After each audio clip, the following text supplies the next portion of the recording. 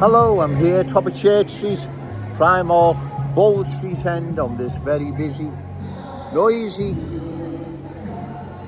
Monday afternoon. It really is a busy, noisy day. Ian Bain, I think it was yesterday, correct me if I'm wrong, was at a rally in London, massive rally on behalf of the Palestinians and their plight. Yes, fully agree with you, but I'm more concerned with what's happening here in Liverpool and the Middle East. Your trip to London, once again,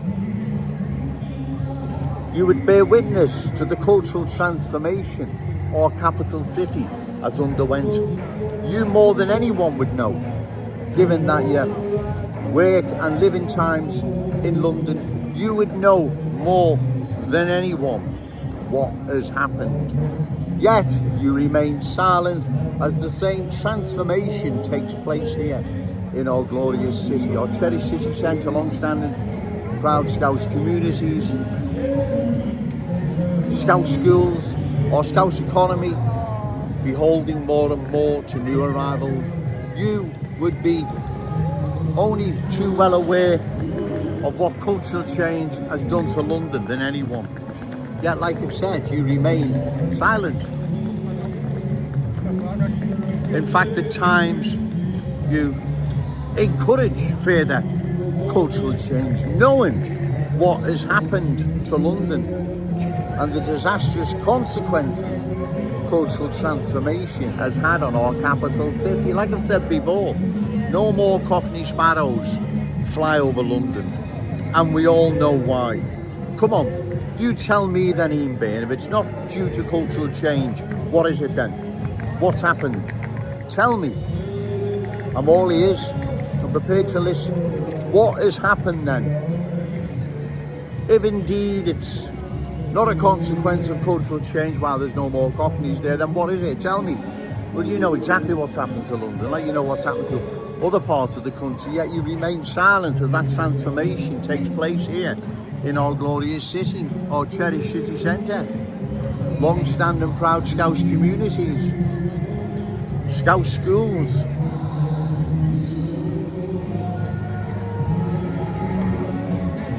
our Scouse economy, beholding more and more to new arrivals. You know only too well what's happened, right? You don't need me to tell you.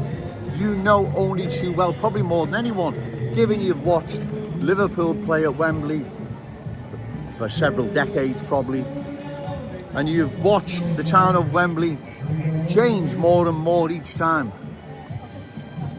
you visited Wembley, right? Bear with me, it's getting busy, right?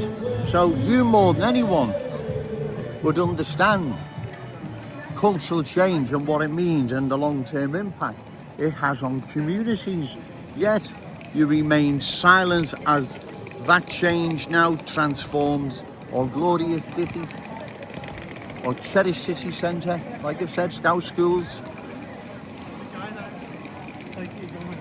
our Scouse economy falling more and more into the hands of new arrivals, beholding on our adversaries. That cannot be good for any community anywhere across the country, right? That cannot be good, no matter what anyone says.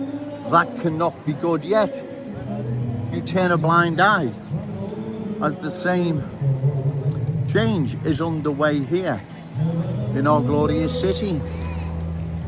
Wembley, just Google it and have a look, right?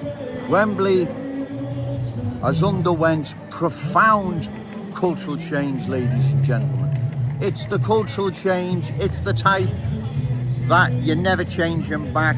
It's a culture that doesn't want to assimilate, wants to dominate, right?